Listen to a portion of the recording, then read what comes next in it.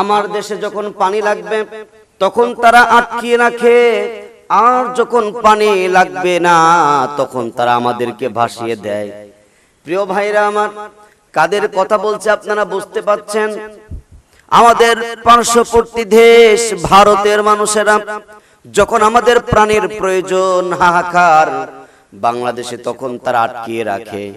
আবার যখন পানির প্রয়োজন নাই তখন আমাদেরকে তারা পানিতে ডুবিয়ে মারতে চায়, তারা আমাদের সঙ্গে শত্রুতা করে। কিন্তু আমরা তাদেরকে ইলিশ মাছ খাওয়াই, আমরা তাদেরকে গ্যাস দেই, আমরা তাদেরকে, বিগত সরকার তাদেরকে চাকরি পর্যন্ত দিয়েছে, তাদের সঙ্গে আতাত করেছে, তাদের সঙ্গে সুসম্পর্ক রাখার জন্য।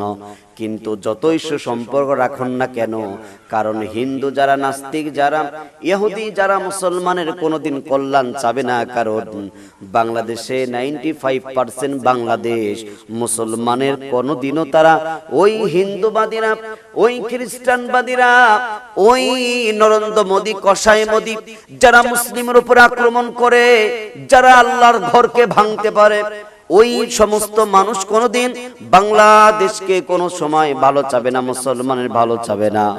আপনারা নিশ্চয়ই দেখেছেন, আমার শস্য শ্যামলা সোনার বাংলা, এক জেলা নয়, দুই জেলা নয়, প্রায় 11টি জেলার মধ্যে বন্যা হয়ে, পানি হয়ে মানুষের ঘুমন্ত ঘুম।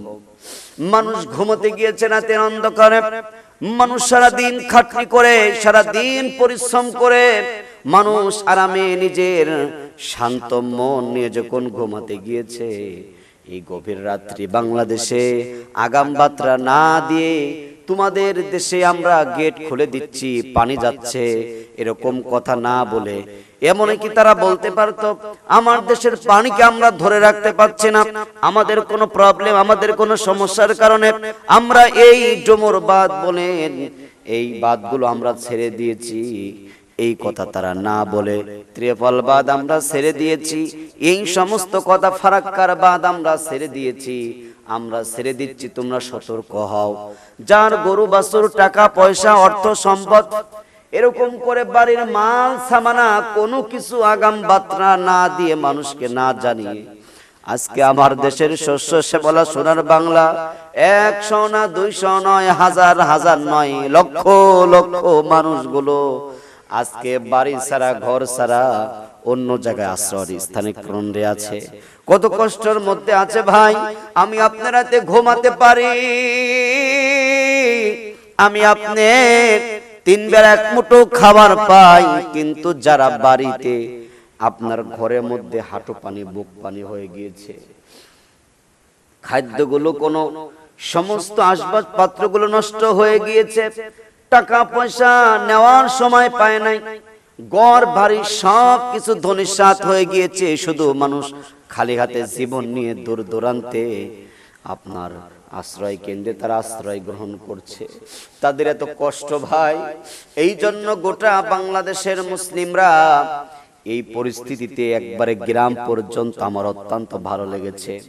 আমার বাড়ি একবারে গ্রাম প্রত্যন্ত অঞ্চল, কিন্তু আমার যুবক ভাইরা বিভিন্ন জায়গায় আমরা দেখেছি, গতকালকে একটা সমাবেশে যখন বন্যার্তদের জন্য সহযোগিতা চাই, সঙ্গে সঙ্গে যে যা পারে 1000, 2000, 500, 100, যে যা পারছে মন খুলে তাদেরকে সহযোগিতা করছে।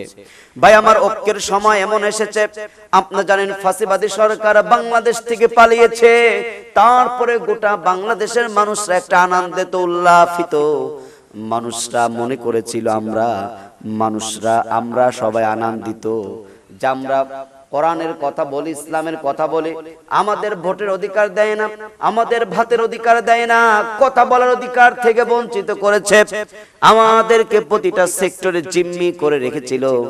জালিম শাসক যখন পালাতে বাধ্য হয়েছে, আমরা যখন শান্তিতে আছি, এমন মুহূর্তে আবার এরকম ভারতের কিছু ষড়যন্ত্রকারীরা তারা আমার দেশের মানুষদেরকে পানিতে ডোবাতে চায়। আলহামদুলিল্লাহ বাংলাদেশে এই পানি ইস্যু করে নিয়ে আরো দেশের মধ্যে ঠেলাওয়ালা, মজুরি, ফকির, এমন আমি ভিডিওর মধ্যে দেখেছি। ফকির সারাদিন ভিক্ষা করে, কিন্তু বন্যার্থদের সহযোগিতার জন্য সে টাকা দিচ্ছে। তার মানে আমাদের দেশটাকে আরো ঐক্যবান দিচ্ছে। আল্লাহ তাআলা দেশের প্রতি রহমত দিয়েছে। এই বন্যা পানি সারা বছর থাকবে না, কিছু সময়ের জন্য, কিন্তু এর বিনিময়ে আমার দেশের মানুষদেরকে আমার আল্লাহ তাআলা ঐক্যবান দিয়েছেন। আমরা আগামী দিনে ইনশাআল্লাহ এমন করে আমার দেশকে আমরা এগিয়ে নিয়ে যেতে আমরা সহযোগিতা করব ইনশাআল্লাহ। অবশ্যই আমার দেশ শস্য শ্যামলা সোনার বাংলা, সকলের সহযোগিতায় এই দেশ রাজ কায়েম হবে কোরআনের। যেই দেশে সুদ, ঘুষ, জিনা, ব্যভিচার, অহংকার, দুর্নীতি, রাহাজানি কোনোটা থাকবে না ইনশাআল্লাহ। আমরা তো আমল করছি, আমরা এর মাধ্যমে বড় একটা আমল করছি। হযরত ওমর রাদিয়াল্লাহু তাআলা আনহু থেকে বর্ণনা, নবী করিম সাল্লাল্লাহু আলাইহি ওয়াসাল্লাম বলেন, ইসলামের মধ্যে দুইটা কাজ উত্তম। আতঈমুত তুআম ওয়া তুকরিউস সালাম। এক নাম্বার আতঈমুত তুআম, যদি অন্যদেরকে যদি খাদ্য দাও, অতুকরিউস সালাম, পরিচিত অপরিচিত সবাইকে যদি তোমরা সালাম দাও। আমরা এই বন্যার্থদের সহযোগিতা করছি। আমরা ইসলামের ইসলামের একটা সৌন্দর্য, ইসলামের মধ্যে সবচেয়ে উত্তম কাজগুলো আমরা করছি।